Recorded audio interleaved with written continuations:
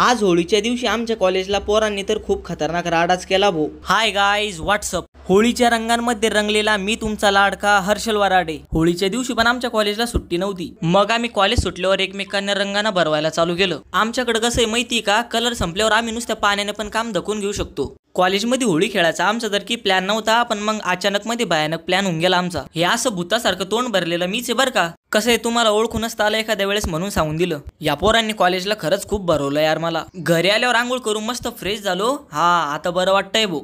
इथे होळी जळताना पाहून माझ्या लक्षात आलं, पप्पांनी मला कॉल करून सांगितलं होतं होळीत नारळ टाकून देजो।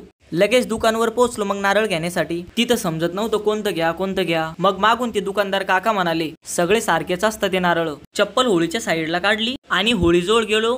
नारळ होळीमध्ये टाकून होळीचं दर्शन घेतलं। तुमच्यासाठी पण आशीर्वाद घेतला बरं का। आता तुम्ही पहिले फॉलो करून घ्या राव मला। होळीचे दर्शन घेऊन घरी चाललो, तेवढ्यात अनुराग आला आणि म्हणतो थांबा थांबा थांबा, हे घ्या म्हणे करणचं पार्सल। त्या पार्सल मध्ये नेमका हाय काय ते मला पण नाही माहित बरं का। हा, पण एक गोष्ट माहिती, आपल्या करणचे पार्सल येणं जाणं चालूच असतं त्यांचं।